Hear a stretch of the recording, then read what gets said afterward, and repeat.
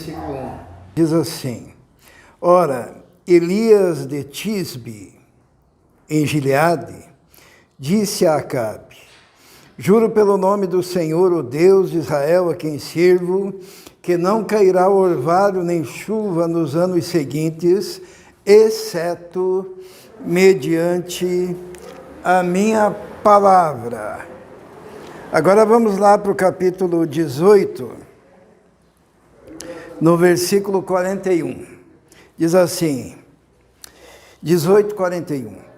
E Elias disse a Acabe: Vá comer e beber, pois já ouço o barulho de chuva pesada. Então Acabe foi comer e beber, mas Elias subiu até o alto do Carmelo, dobrou-se até o chão e pôs o rosto entre os joelhos. Vai e olhe na direção do mar, disse ao seu servo, e ele foi e olhou. Não há nada lá, disse ele. 7 vezes Elias mandou: volte para ver. Na 7ª vez, o servo disse: uma nuvem tão pequena quanto a mão de um homem está se levantando do mar. Então Elias disse: vá dizer a Acabe: prepare o seu carro e desça, antes que a chuva o impeça. Vamos orar. Senhor, muito obrigado porque podemos abrir a Tua Palavra e sabemos que da Tua Palavra nós temos o alimento para a nossa alma. Pedimos então que o Senhor fale conosco, em nome de Jesus. Amém. O primeiro versículo que nós lemos, Elias, ele chega diante do rei e diz assim: olha, não cairá chuva nem orvalho, exceto mediante a minha palavra. Ele tinha convicção que mediante a palavra dele voltaria a chover. E enquanto ele não falasse, não choveria. Era uma promessa que ele tinha no coração. E depois, no versículo 18, ele diz para Acabe novamente, ele diz assim no versículo 41, vai comer e beber, pois já ouço o barulho de chuva pesada. Então Elias tinha no seu coração, na sua vida, a promessa de Deus, a promessa de que choveria, a promessa que mediante a sua palavra voltaria a chover sobre a terra, depois de 3 anos e meio sem chuva. Ele tinha a promessa.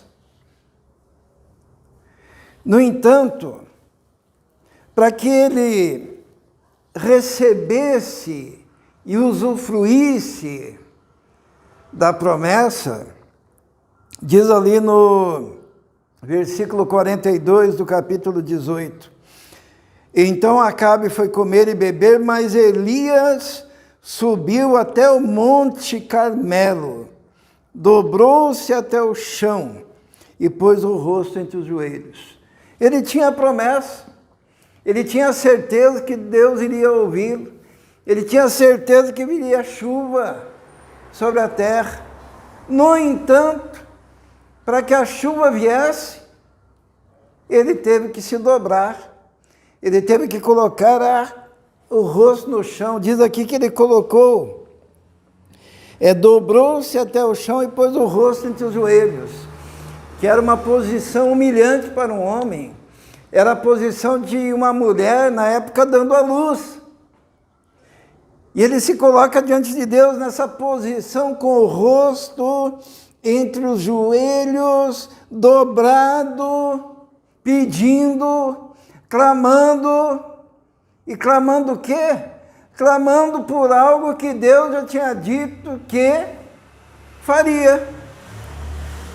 E aqui nós aprendemos algo que é muito importante.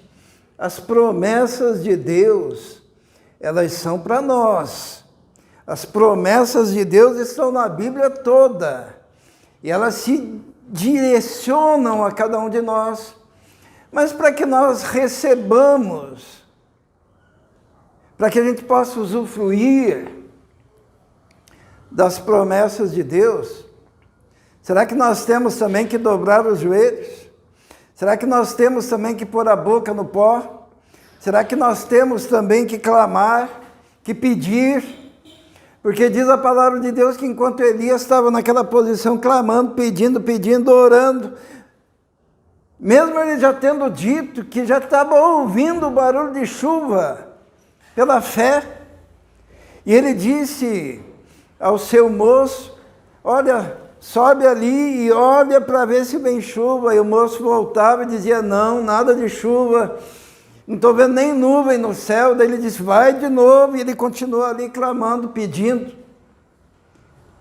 E 7 vezes o moço foi lá olhar, até que na 7ª vez ele disse, eu vejo uma nuvem do tamanho da mão de um homem. Daí Elias se levanta e diz, vamos correr, porque vem chuva abundante. A gente aprende aqui que as promessas de Deus, embora sejam direcionadas a cada um de nós, para que nós possamos recebê-las, nós temos que nos colocar na condição de recebê-las. Nós temos muito a ilusão de que se uma pessoa levantar a mão na hora do apelo, né, e vier à frente, está tudo resolvido, né? Ela faz a oração do pecador, né? E volta para casa. Será que é assim? Parece que não, né? Parece que ali é um primeiro passo de fé. Ali é o começo.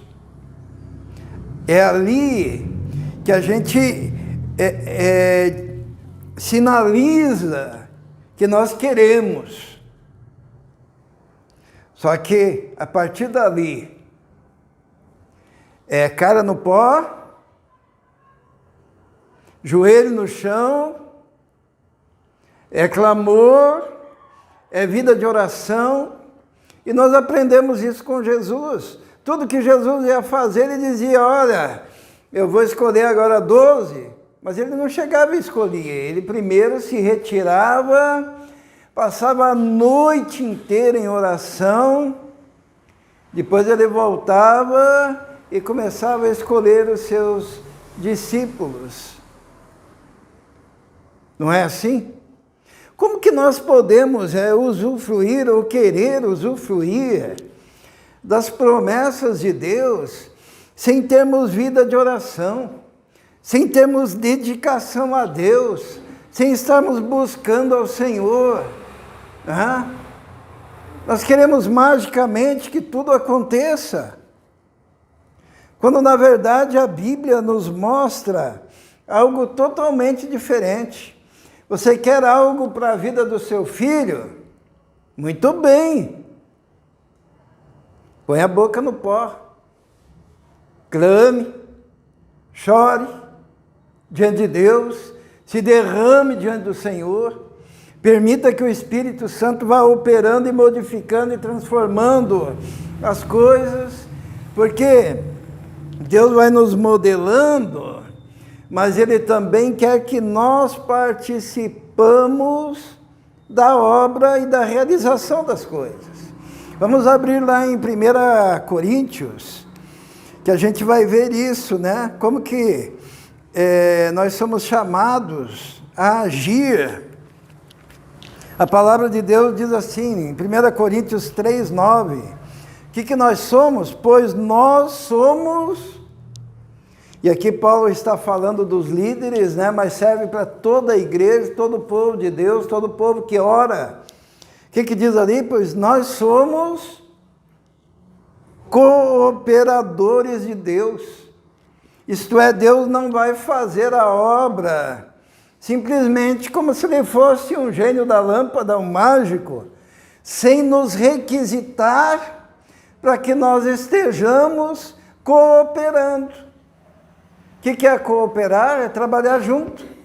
Isto é, Deus vai fazer, mas Ele requer que nós também façamos. E depois não adianta ficar chorando, reclamando, dizendo, olha, mas você fez a sua parte? E essa parte de Elias aqui, ele sabia que ia chover, ele sabia que tinha a promessa de Deus. E quando foi para a promessa de Deus se cumprir, ele se dobrou. E não foi aquela oração assim, né? Ô Senhor, faça, e daí volta para casa e esquece. Não. Ele se colocou na posição de uma mulher dando à luz. Ele colocou a sua cabeça entre os joelhos. E daí ele disse, seu moço, seu ajudante, vai lá e veja. E aquele rapaz volta 7 vezes. Isto é, houve um tempo e uma intensidade no clamor. Eu não sei qual que é a sua demanda com Deus. Eu não sei qual é a promessa de Deus que você está reivindicando. E da parte de Deus, Deus vai fazer, com absoluta certeza. Mas da tua parte, Ele requer de você a ação para receber. Para receber.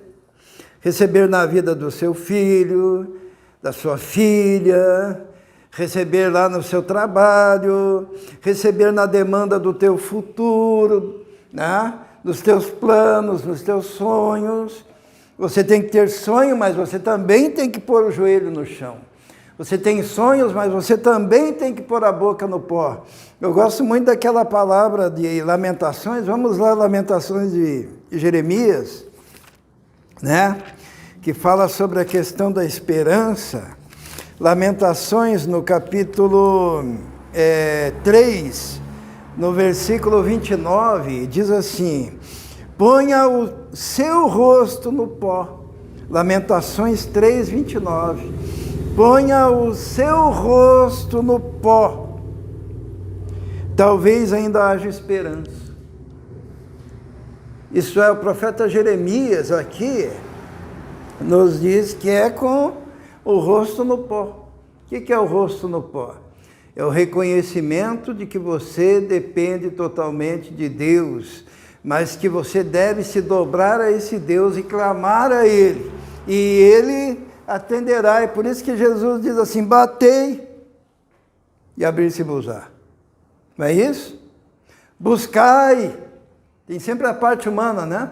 Bater, buscar e achareis. Pedi e dar-se-vos-á. Existe uma ação nossa, né? Então, como usufruir das promessas de Deus? A primeira coisa que nós aprendemos é que precisamos nos tornar cooperadores em oração, em clamor ao Senhor. Mas tem uma segunda coisa que nós precisamos fazer, que está lá em Josué, no capítulo 1. Vamos abrir lá? Josué, capítulo 1.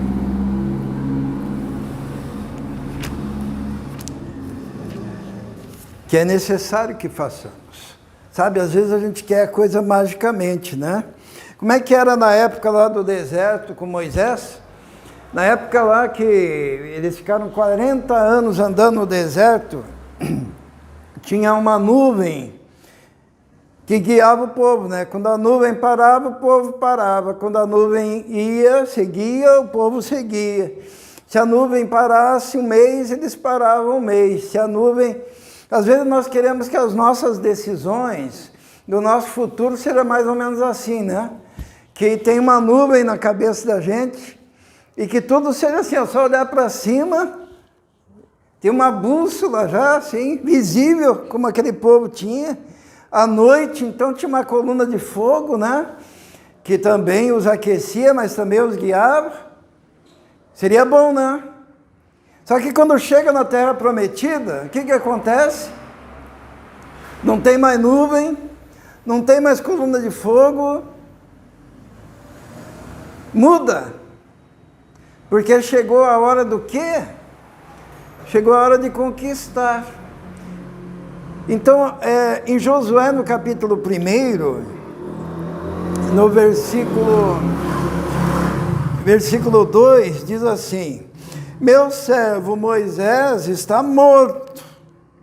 Agora, pois, você e todo esse povo preparem-se para atravessar o rio Jordão e entrar na terra que estou para dar aos israelitas.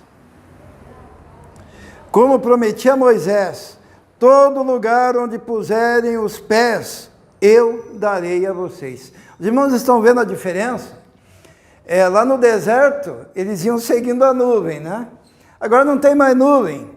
E Deus diz assim, agora é o seguinte, primeiro vocês colocam os pés, depois eu acho. Estão entendendo a diferença? É diferente você seguir a nuvem, né? Agora Deus tira a nuvem e diz assim, ó, onde você colocar o teu pé, ali eu vou me manifestar e ali eu darei para você. Mas e se você ficar com medo de seguir? Né? Tem gente que é acomodado, né? Tem gente que fica parado.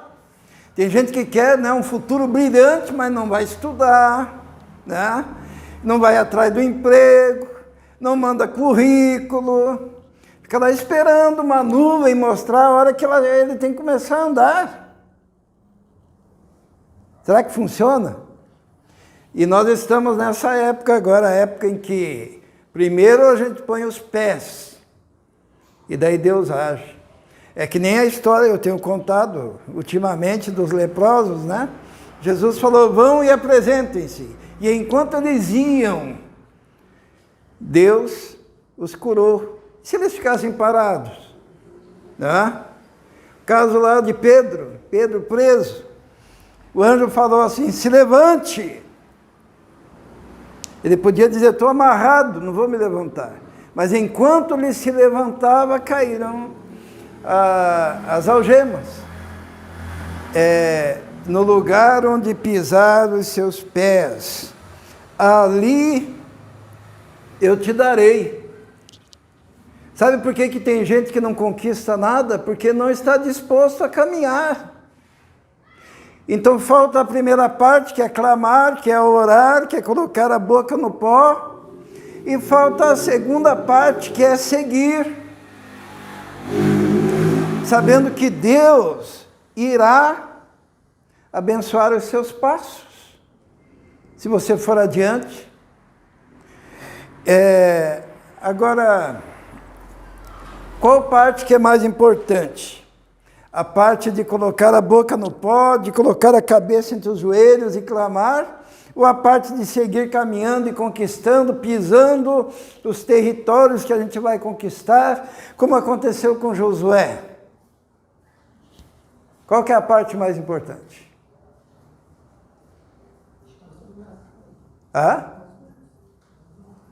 É a mesma coisa que perguntar qual das asas do passarinho que é, qual das duas que é mais importante, né? Isto é, você precisa clamar, pedir, orar, pôr a boca no pó, mas você também precisa caminhar, pisar na terra que é para ser conquistada.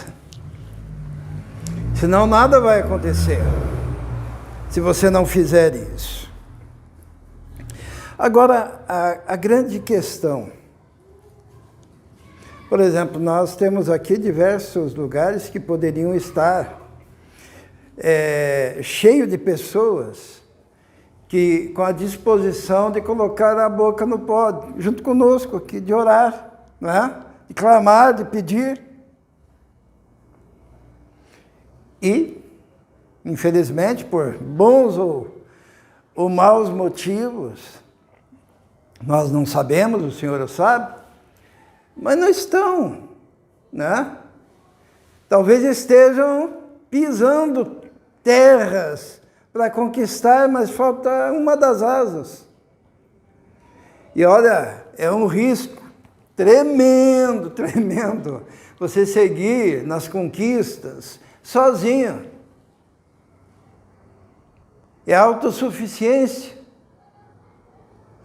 Então não pode ficar só numa coisa nem só na outra. Mas o que leva as pessoas a fazerem isso?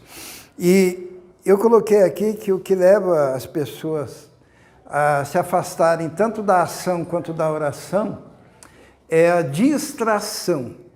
E existe um exemplo de distração no livro de Jonas. E nós vamos dar uma olhada lá no livro de Jonas. O que distraiu Jonas?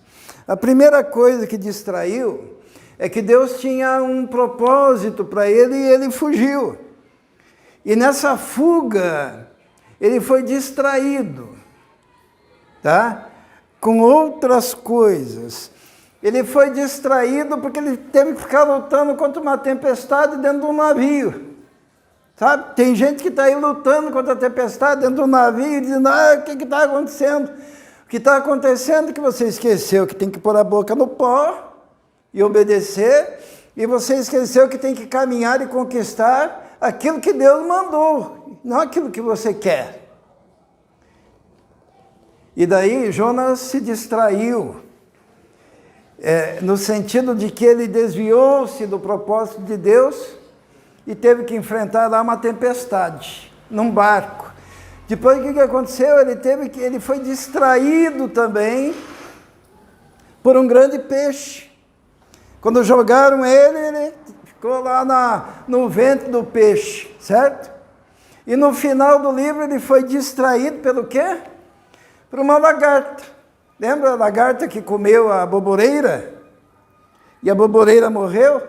E tem gente que fica lidando com grandes problemas, que são os grandes peixes, e lidando com pequenos problemas, que são as lagartas, e lidando com tempestades que vieram por causa da sua própria decisão e a sua própria ação, e passam a vida inteira. Uma hora está lidando com uma tempestade, outra hora está lidando com um problemão, que é um baita de uma baleia, né? Um grande peixe. E daí vem o problema pequeno também, que é a lagarta, e daí vem outra tempestade, e assim passa a vida, e passa 5 anos, 10 anos, 20 anos, 30 anos, e daí você chega nos 80 anos, só olha para trás e descobre que a sua vida foi ficar lidando com tempestades causadas pela sua própria rebeldia, grandes peixes que vieram para te disciplinar, porque você é rebelde, e lagartas, que são os pequenos probleminhas que aparecem aqui e acolá, que também atestam o seu distanciamento, o distanciamento do seu coração do propósito de Deus.